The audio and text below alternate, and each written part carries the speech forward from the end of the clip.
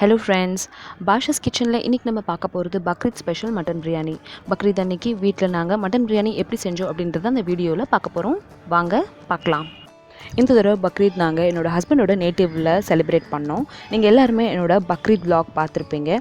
நிறைய பேர் எனக்கு பக்ரீத்க்கு நிறைய விஷஸ் கொடுத்துருந்தீங்க. ஸோ அதுக்கு ரொம்ப எல்லாருக்குமே தேங்க்ஸ். பக்ரீத் அன்னைக்கு லன்ச் வந்து என்னோடய ஹஸ்பண்டோட அங்கிள் வீட்டுக்கு போயிட்டோம். அவங்க வீட்டில் தான் நாங்கள் மட்டன் பிரியாணி ப்ரிப்பேர் பண்ணோம். இந்த ரெசிபி தான் இன்றைக்கி நம்ம எப்படி செய்கிறதுன்னு இந்த வீடியோவில் பார்க்க போகிறோம். பிரியாணி இந்த தடவை நாங்கள் நிறையா பண்ணாமல் ரொம்ப கொஞ்சமாக தான் பண்ணோம். 1 கிலோலேருந்து 1.5 கிலோ வரைக்கும் பாஸ்மதி ரைஸ் யூஸ் பண்ணி இந்த பிரியாணி நீங்கள் வீட்டிலையே ப்ரிப்பேர் பண்ணிடலாம். இப்போ வரைக்கும் என்னோடய சேனலில் இருக்கிற எல்லா பிரியாணி ரெசிபீஸும் வந்து உங்கள் எல்லாருக்குமே தெரியும். நானும் என்னோடய ஹஸ்பண்டும் சேர்ந்து தான் ப்ரிப்பேர் பண்ணுவோம். ஆனால் இந்த தடவை பக்ரீத்க்கு வந்து என்னோடய ஹஸ்பண்ட் வந்து ஊருக்கு வரல. அவங்களுக்கு ஆஃபீஸில் வேலை இருந்துச்சு அப்படின்றதுனால லாஸ்ட் மினிட்ல ட்ரிப் கேன்சல் ஆயிடுச்சு. ஆனால் நான் என்னோடய மதர் இன் லா, என்னோடய பிரதர் இன் லா, அப்புறம் என்னோடய சிஸ்டர் இன் லா எல்லாருமே வந்து நாங்கள் நேட்டிவ்க்கு வந்துட்டோம். அவங்க வந்து ஃப்ரைடே நைட் தான் கிளம்பி வர போகிறாங்க. ஸோ யூஸ்வலாக ஊரில் எல்லாம் பார்த்திங்கன்னா 3 நாள்லேருந்து 4 நாள் வரைக்கும் வந்து பக்ரீத் செலிப்ரேட் பண்ணுவாங்க. அதனால் அவங்க ஃப்ரைடே நைட் தான் வர போகிறாங்க. நிறைய பேர் பக்ரீத் vlog பார்த்துட்டு ஹஸ்பண்டை வந்து காட்டுங்க அப்படின்னு சொல்லியிருந்தீங்க. ஆக்சுவலாக அவங்க எங்கள் கூட நேட்டிவ்க்கு வரவே இல்லை. என்னோடய ஹஸ்பண்ட் வந்து வீக்கெண்ட் தான் எங்கள் கூட ஜாயின் பண்ணிக்க போகிறாங்க. நான் அதுக்கப்புறமா எடுக்க போகிற vlogல வந்து உங்களுக்கு கண்டிப்பாக இன்ட்ரோ கொடுக்குறேன். ஸோ இப்போ இந்த பிரியாணி ரெசிப்பியில் நீங்கள் பார்த்துருப்பீங்க. பட்டை, கிராம்பு, ஏலக்காயெல்லாம் போட்டு தாளிச்சிட்டு வெங்காயம் போட்டுட்டு வதக்கிட்டு இப்போ இஞ்சி பூண்டு பேஸ்ட் போட்டு வதக்கிட்டு இருக்கோம். இந்த ரெசிபி வந்து என்னோடய சிஸ்டர் இன் லா ப்ரிப்பேர் பண்ணாங்க. எப்படி சாம்பார் வந்து ஒருத்தவங்க ஒரு மாதிரி வைப்பாங்களோ அதே மாதிரி தான் பிரியாணி ரெசிபியும். என்னோடய சிஸ்டர் இன் லா ரொம்ப ஸ்பைஸியாகவும் நல்லா காரசாரமாக பிரியாணி செய்வாங்க. யூஸ்வலாக பக்ரீத்க்கு வர்ற கறி வந்து கொஞ்சம் ஹார்டாக இருக்கும். நம்ம வந்து வாரம் வெளியில் கடையில் வாங்குகிற கறிக்கும் பக்ரீத்க்கு வர்ற கறிக்கும் நிறைய டிஃப்ரென்ஸ் இருக்கும். பக்ரீத்தில் வர கறி வந்து கொஞ்சம் ஹார்டாக இருக்கும். ஸோ இந்த மாதிரி ஹார்டான இருக்கிற கறியை எப்படி வந்து டெண்டரைஸ் பண்ணி சாப்பிட்ற மாதிரி பண்ணுறது அப்படின்றத அந்த வீடியோவில் உங்கள் கூட ஷேர் பண்ணியிருக்கேன். அதுக்கு தான் நான் சொல்கிற இந்த ப்ரொசீஜர்லேயே நீங்கள் வந்து இந்த பிரியாணி ப்ரிப்பேர் பண்ணிங்க அப்படின்னா எவ்வளோ ஹார்டான கறியாக இருந்தாலும் சாப்பிடும்போது சாஃப்டாகவும் நல்லா டெண்டரைஸாகவும் ஆயிரும். இப்போ இஞ்சி பூண்டு பேஸ்ட் போட்டுட்டு எல்லாத்தையும் நல்லா வதக்குனதுக்கப்புறமா அப்படியே நம்ம வந்து அதில் கறி சேர்த்துடணும். கறி சேர்த்ததுக்கப்புறமா இஞ்சி பூண்டு பேஸ்ட்டு அதில் நல்லா இறங்கிடணும். அதுக்கப்புறமா நம்ம கிரேவி ரெடி பண்ணிவிட்டு கிரேவியோடு சேர்த்து இந்த கறியை வந்து தனியாக வேக வைக்கணும். இந்த மாதிரி பண்ணும்போது கறி நல்லா சாஃப்டாகவும் டெண்டரைஸாகவும் ஆயிடுது. அதே மாதிரி இந்த வீடியோவில் நான் வாய்ஸ் ஓவர் பண்ணுறதுக்கு மாடியில் வந்து பண்ணேன். அதனால உங்களுக்கு பின்னாடி காற்றடிக்கிற சத்தம் கேட்டுச்சு அப்படின்னா ரொம்ப சாரி. அதுக்கு வீட்டில் நிறைய கெஸ்ட் இருக்காங்க அப்படின்றதுனால என்னால் வீட்டில் இருந்துட்டு வாய்ஸ் ஓவர் பண்ண முடியல.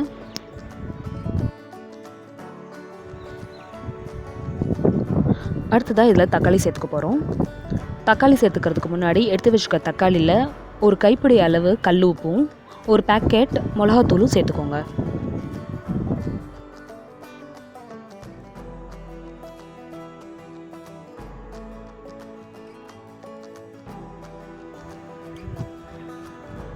தக்காளி சேர்த்துட்டு எல்லாத்தையும் நல்லா மிக்ஸ் பண்ணிக்கோங்க. இப்போ கறிக்கு தேவையான உப்பையும் நம்ம இதில் சேர்த்துட்டோம். எல்லாத்தையும் மிக்ஸ் பண்ணிவிட்டு ஒரு 10 நிமிஷம் இதை மறுபடியும் வேக விடலாம்.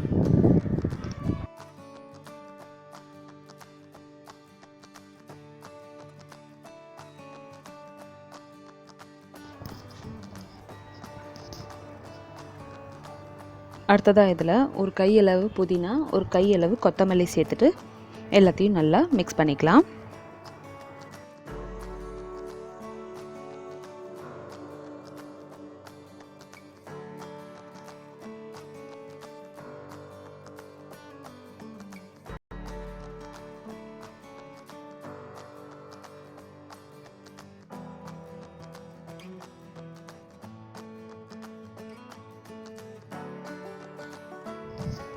ஒரு 5 நிமிஷம் கொதிச்சதுக்கப்புறமா இந்த கறியோடு சேர்த்து இந்த கிரேவியும் ஒரு ப்ரெஷர் குக்கருக்கு மாற்றுறாங்க.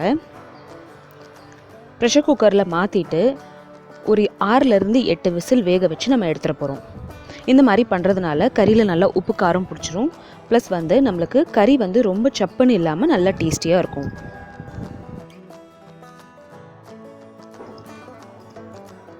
கறி வேகிறதுக்கு நம்ம தனியாக தண்ணி ஊற்ற வேண்டாம். நம்மளோட கிரேவி செய்யும்போதே நம்மளுக்கு நிறைய தண்ணி வந்திருக்கும் இல்லையா, அந்த மசாலா கிரேவி தண்ணியே இதில் சேர்த்துட்டு குக்கர் மூடி வச்சுட்டு ஒரு 6லேருந்து 8 விசிலில் நாங்கள் இதை ஆஃப் பண்ணிட்டோம்.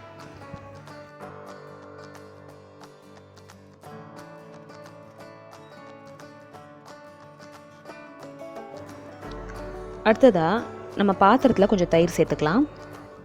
அடுத்ததாக சாப்பாடு வேகிறதுக்கு தேவையான தண்ணியை ஊற்றிடலாம். பாஸ்மதி ரைஸ்க்கு 1:2 ரேஷியோவில் தண்ணி ஊற்றணும். கிரேவியில் நிறைய தண்ணி இருந்ததுனால 2 கிளாஸ் தண்ணி கம்மி பண்ணிக்கிட்டோம். கறி இப்போது நல்லா வெந்துருச்சு. சாப்பாடுக்கு வச்சுருந்த தண்ணியும் நல்லா கொதிச்சிருச்சு. இப்போது இதில் நம்ம வேக வச்ச இந்த கறியை சேர்த்துடலாம்.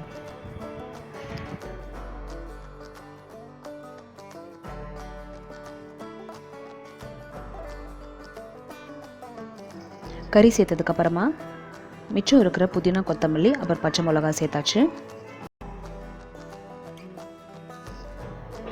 ஏற்கனவே நம்ம கறியில் உப்பு சேர்த்துருக்கோம். அதோட அரிசி வேக வைக்கிற தண்ணிலையும் கொஞ்சம் உப்பு சேர்த்துட்டோம். அதனால் இதுக்கு மேலே இதில் நம்ம உப்பு சேர்த்துக்க வேண்டாம்.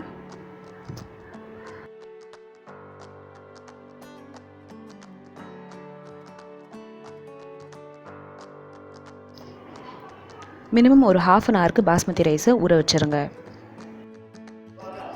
அடுத்ததாக அரிசி சேர்த்துடலாம்.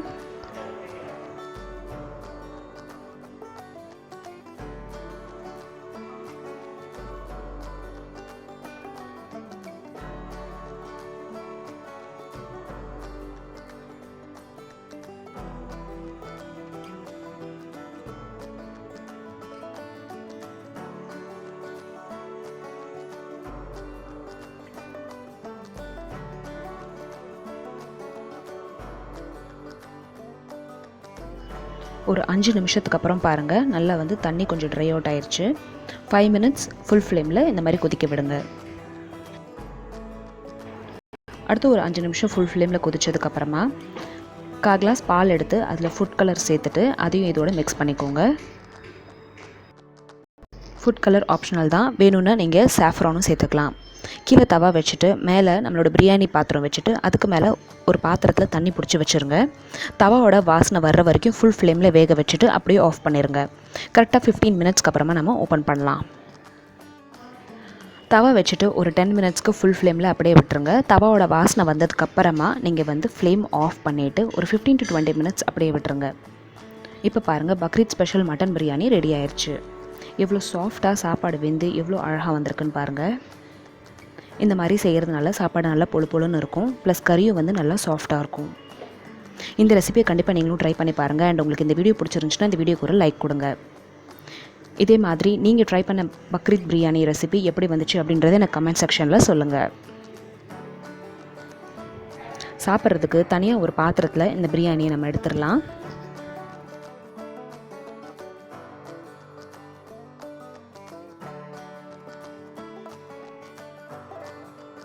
இதே மாதிரி சிக்கன் பிரியாணி ரெசிபி உங்களுக்கு வேணும்னா டிஸ்கிரிப்ஷன் பாக்ஸ் நான் லிங்க் கொடுக்குறேன், அதையும் ஓப்பன் பண்ணி பாருங்கள். ஸோ கொஞ்சமான குவான்டிட்டியில் ப்ரிப்பேர் பண்ணதுனால இதை நீங்கள் வீட்டில் கண்டிப்பாக ட்ரை பண்ணி பார்க்கலாம். இந்த ரெசிபியை நீங்கள் ட்ரை பண்ணி பார்த்துட்டு உங்களுக்கு எப்படி வந்துச்சு அப்படின்றத எனக்கு கமெண்ட் செக்ஷனில் கண்டிப்பாக சொல்லுங்கள்.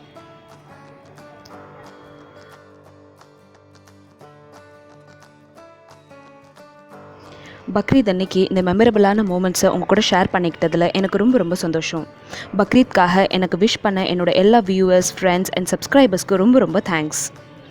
உங்களோட விஷஸ் எல்லாத்தையுமே என்னோடய ஃபேமிலியோடு நான் ஷேர் பண்ணிக்கிட்டேன். வீக்கெண்டில் நாங்கள் ஒரு ட்ரிப் பிளான் பண்ணியிருக்கோம். ஸோ வீக்கெண்ட் ட்ரிப்பில் என்னோடய ஹஸ்பண்டை கண்டிப்பாக நான் அந்த வீடியோவில் இன்ட்ரோ கொடுக்குறேன். அந்த வீடியோஸ்லாம் கூடிய சீக்கிரத்தில் உங்களுக்காக போஸ்ட் பண்ணுறேன். என்னோடய சேனலை ஃபர்ஸ்ட் டைம் பார்க்குறீங்கன்னா கண்டிப்பாக சப்ஸ்கிரைப் பண்ணுங்கள். அண்ட் இந்த வீடியோக்கு ஒரு லைக் கொடுங்க. Thank you so much for watching. Bye.